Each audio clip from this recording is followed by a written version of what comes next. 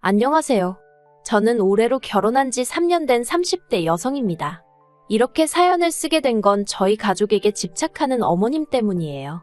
어디 가서도 해본 적 없는 이야기라 어디서부터 어떻게 시작해야 할지 모르겠지만 두서가 없더라도 한번 들어주세요.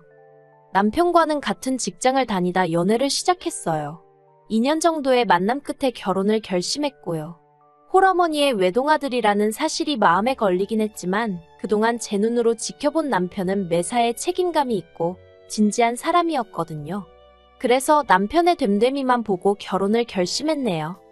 연애 당시 남편은 서울에서 혼자 자취 생활을 하고 있었고 결혼 후에는 저와 함께 독립된 가정을 꾸렸습니다. 이 부분을 가지고 어머님이 서운한 마음을 가지실 거라곤 전혀 예상하지 못했어요. 그도 그럴 것이 이제껏 따로 살던 남편이 저랑 결혼한다고 해서 어머님이랑 같이 살아야 한다? 제 입장에선 말도 안 되는 소리라고 생각했거든요. 남편이 저에게 물어본 적도 없었고요. 그런데 막상 저희가 신혼생활을 시작하고 반년도 되지 않았을 때부터였습니다. 거짓말 조금 보태서 정말 매일같이 어머님은 외롭다는 이야기를 하기 시작하시대요. 만났을 때는 물론이고 전화 문자로도 쉬지 않고 말이에요. 매번 하시는 말씀이 니들은 둘이라서 좋겠다. 나는 혼자라서 외롭고 심심하고 우울하다였고 이 레파토리를 정말 귀에 딱지가 않게 들었어요. 그리고 말이 나와서 말이지만 처음부터 제가 이런 어머님의 말씀에 시큰둥하게 반응을 했던 건 아닙니다. 처음에 시집오고 얼마 되지 않았을 땐 저도 좋은 며느리란 소리가 들어보고 싶었거든요. 며느리로서 소위 인정이란 것도 받고 싶었고요. 그래서 남편이 말하지 않아도 먼저 어머님한테 가자고 해서 밥도 먹고 꽃구경도 모시고 가고 그랬습니다. 하지만 그렇게 몇 달 지내면서 의도치 않게 어머님의 생활 패턴을 알게 되었는데 솔직히 황당하고 어이가 없더라고요. 알고 보니 어머님은 아버님이 돌아가시면서 남기신 유산과 남편이 매달 드리는 용돈으로 골프부터 시작해 온갖 취미생활을 즐기며 지내고 계셨어요. 주변에 남자고 여자고 할 것 없이 사람도 많아서 모임도 많으셨지요. 어떤 면에선 젊은 저나 남편보다 더 활동적으로 지내고 계셨다니까요. 반면에 저희 친정부모님은 죽는 날까지 자식들한테 손은 안 벌리실 거라며 노후 준비까지 끝내놓으신 상황에서도 식당을 운영하고 계셨거든요. 그렇다 보니 솔직히 제 입장에선 주말에도 일하시는 친정부모님에 비하면 어머님의 생활은 천국이 따로 없다 싶었고 그래서 날이 갈수록 어머님의 외로워서 죽겠다는 앓는 소리 싫은 소리가 그저 배부른 아이의 투정처럼 들리더라고요. 하지만 남편은 아들이라 그런지 저와는 생각이 달랐습니다. 남편은 어머님이 그렇게 활동적으로 지내시는 이유가 외로움을 잊기 위해서라며 장인 장모님과는 경우가 다르다 하대요. 그리고는 급기야 제가 임신 소식을 전하고 얼마 되지 않았을 무렵 어머님하고 같이 살면 어떻겠냐고 저를 떠보더라니까요. 합가를 하면 어머님께 드리는 용돈도 안 드려도 되고 어머님이 저희 아이를 봐주실 수도 있으니 오히려 저희가 이득이라는 말도 안 되는 이유를 대면서 말이에요. 당시 저는 출산 후 조리원에 갔다가 친정에서 몸조리를 하는 쪽으로 이야기가 되어 있는 상황이었어요. 남편도 잘 알고 있었고요. 그런데도 남편이 제안이랍시고 그런 소리를 들먹이니 짜증이 얼마나 나던지요. 저는 남편더러 임신한 와이프한테 해줄 게 없어서 스트레스를 주느냐고 화를 냈습니다. 그리고는 어머님과 함께 산다고 하면 나는 더 불편하면 불편하지 편해질 이유가 없다고 아주 대놓고 싫다 했지요. 하지만 제가 그렇게 노골적으로 싫다는 의사를 밝혔음에도 불구하고 모든 일이 제가 병원에 있는 동안 번갯불에 콩 구워 먹듯 이루어졌습니다. 12시간의 진통 끝에 출산을 하고 입원실로 옮겨졌을 때였어요. 친정부모님은 사돈이 오셨으니 커피라도 사오신다며 잠시 자리를 비우신 상황이었는데 어머님이 저더러 집에 반찬은 얼마나 해놓고 나왔냐고 물으시대요. 저 없는 동안 저희 남편, 그러니까 어머님 아들이 밥을 챙겨 먹을 수 있게 해놓고 나왔냐고요. 황당하기 짝이 없었지만 어머님과 왈가왈부할 만큼 힘이 있지도 않았고 그래서 다 큰 어른인데 알아서 챙겨 먹지 않겠냐고 한마디 했습니다. 그러자 하시는 소리가 바깥일 하는 사람인데 어떻게 그렇게 두냐면서 제가 없는 동안 당신이 당신 아들을 챙길 것이니 저더러 걱정하지 말라나요. 그리고는 남편에게 전해 듣기로 이튿날 바로 어머님이 짐을 싸들고 저희 신혼집으로 올라오셨답니다. 남편은 자기도 모르는 일이었다며 펄쩍 뛰었어요. 하지만 저는 정말 스트레스에 머리가 터져버릴 것만 같았지요. 그도 그럴 것이, 저는 어머님이 저희 집에 단 하루라도 계시는 걸 원치 않았어요. 여기까지만 들으면 세상 사람 모두 다 제가 못된 며느리라 할 거예요. 하지만 지난번 저희 집들이 때 어머님이 보여주신 모습은 정말 충격적이었거든요. 신혼집은 이제 막 결혼한 부부가 사는 지극히 개인적인 공간이잖아요. 그런데 어머님은 당신 아들 집인데 뭐가 어떻냐면서 정말이지 안방부터 창고까지 거침없이 휘젓고 다니셨습니다. 그리고는 말끝마다 니네 엄마가 이런 식으로 정리를 하냐? 니네 엄마가 그런 식으로 하라고 했냐며 자꾸 저희 친정어머니를 들먹이시는데 정말 듣고 있기 거북하더라고요. 그리고 아니나 다를까 2달의 몸조리를 끝내고 친정에서 돌아온 날 현관에 들어서면서부터 여기가 내 집이 맞나 싶대요. 거실에 널브러진 어머님 물건들부터 시작해서 그뿐만 아니라 부엌은 물론이고 안방 제 서랍장 속옷들까지 전부 다 어머님 방식대로 정리가 되어 있더라고요. 100번 양보해서 거실이고 부엌이고 어머님 손이 매일같이 닿는 곳이다 보니 당신 편한 대로 손에 익은 대로 정리해 놓으실 수 있다고 쳐요. 하지만 방주인인 저도 없는데 왜 제 속옷 서랍까지 손을 대신 건지 도통 이해할 수 없었고 너무 불쾌하더라고요. 그래서 결국 참다 못한 제가 남편에게 크게 화를 냈습니다. 어머님이 이렇게 다 뒤집어 엎으시는 동안 당신은 몰랐냐고 물었지요. 그러자 남편이 한다는 말이 어머님이 원래 정리정돈에 일가견이 있으시다나요. 그리고는 어머님은 하나라도 더 해주고 도와주고 싶어서 마음을 써주신 건데 제가 너무 색안경을 끼고 보는 것 아니냐면서 되려 저를 이상한 사람으로 몰아가더라고요. 상황은 거기서 끝나지 않았습니다. 어머님 말씀대로면 제가 왔으니 더 이상 어머님 아들 그러니까 저희 남편 식사 걱정은 안 하셔도 됐잖아요. 그러니 이제 그만 내려가셔도 될 것 같은데 도통 내려가실 생각을 안 하시는 눈치시대요. 일주일이 지나고 열흘이 지나도록 말이에요. 결국 참다 못한 제가 어머님께 언제쯤 내려가실 생각이냐고 물었습니다. 그러자 어머님이 그렇지 않아도 다음 주에 내려가신다고 하더라고요. 그래서 더는 이것저것 묻지 않았어요. 어쨌든 이제 내려가신다고 하니 가시기 전까지 별탈 없이 이상한 말 나오지 않게 지금까지 해온 것처럼 잘해드리자. 그런 생각만 했지요. 그런데 어머님이 내려가시는 당일 아침부터 애 보느라 저는 정신이 하나도 없었거든요.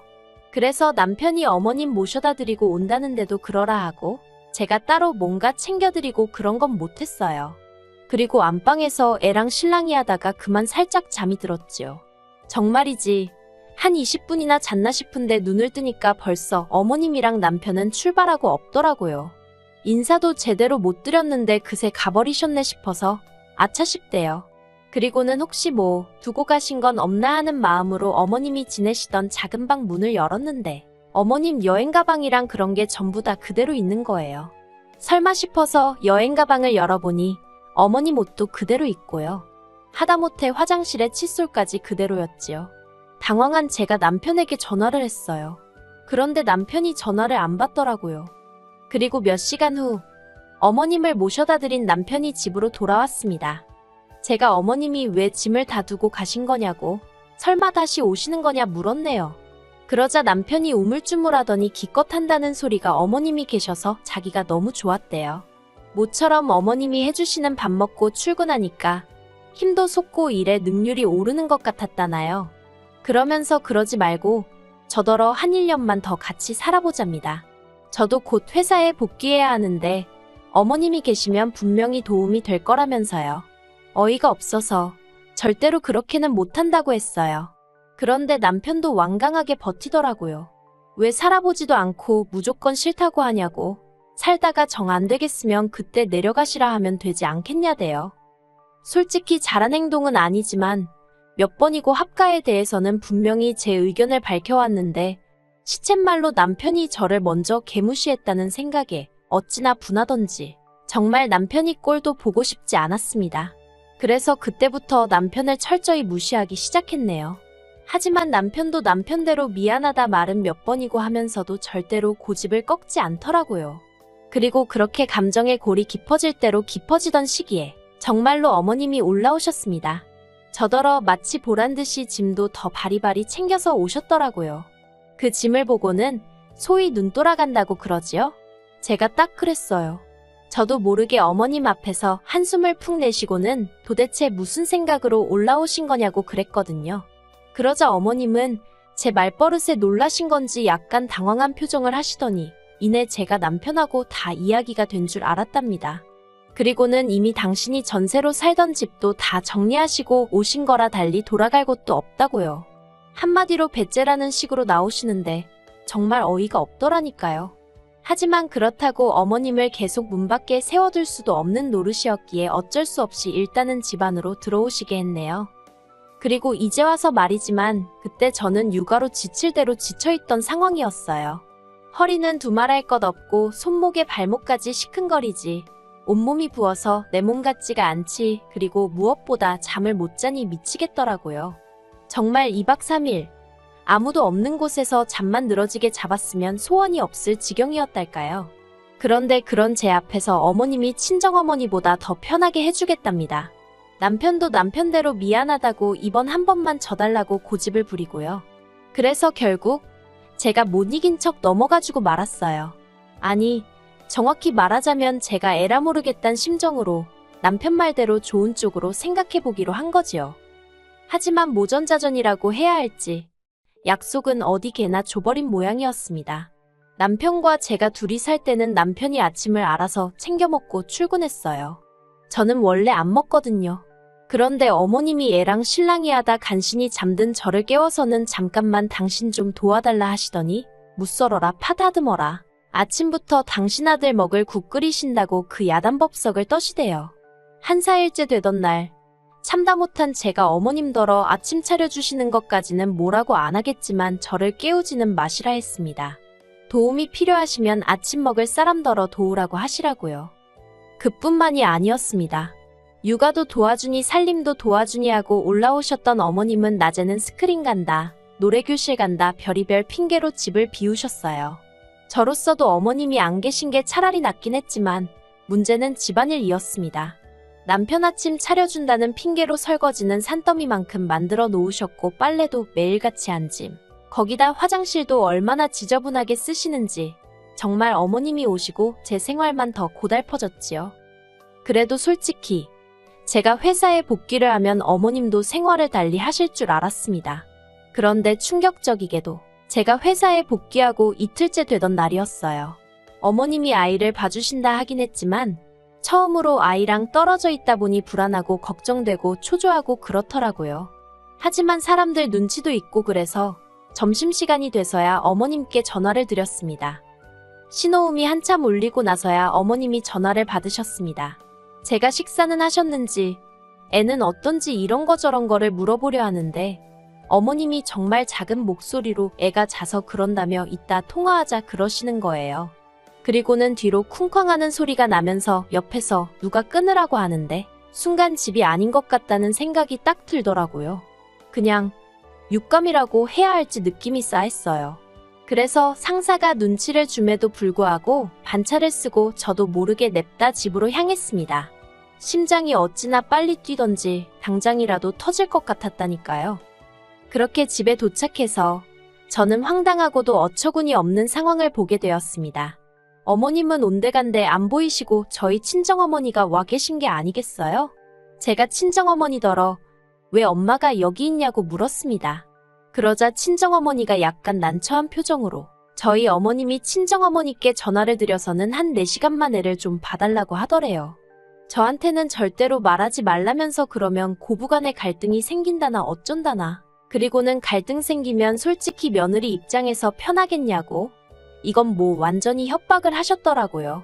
친정어머니 입장에선 제가 직장도 다녀야 되는 상황에서 어머님 미움 사면 좋을 게 없다 싶어가지고 어쩔 수 없이 와서 애를 봐주고 계셨던 거고요. 친정어머니가 절대로 시어머니한테 내색하지 말라면서 전후 사정을 말씀해 주시는데 솔직히 정말 어른이고 뭐고 속에서 천불나고 입에서 욕나가게 생긴 판이었습니다. 그렇게 친정어머니를 가게로 돌려보내고 이 상황을 어떻게 할지 생각에 빠졌습니다. 그리고 얼마 후 현관문 열리는 소리와 함께 어머님이 들어오셨지요. 어머님이 저를 보더니 정말 깜짝 놀라시면서 벌써 왔냐며 말을 얼버무리시는 거예요. 어디 다녀오셨냐니까. 잠깐 집 앞에 볼 일이 있어서 나갔다 왔다며 눈으로는 저희 친정어머니를 찾는 것 같은데 안 보이니까 저한테 묻지는 못하고 한마디로 상황 파악을 하려고 그런 건지 눈알이 정신없이 굴러가더라고요. 제가 친정어머니는 가게로 돌아가셨다고 말하자 어머님이 허둥지둥하셨고 저는 미리 챙겨둔 어머님의 짐 가방을 현관으로 내놓으며 나가시라 했습니다. 구구절절 말하기도 싫었고 애도 있는데 어머님이랑 큰 소리도 내기 싫었거든요. 그래서 그냥 나가시라 했어요. 근처 호텔로 가시던지 고향으로 내려가시던지 그건 저도 모르겠고 일단 이 집에는 더는 못 계신다고요. 그러자 어머님이 저더러 오해가 있다면서 사정을 하시는데 그렇게 현관에서 실랑이가 벌어졌을 때 마침 퇴근한 남편이 모습을 보였습니다. 저는 남편을 붙들고 오늘 있었던 일을 이야기했고요.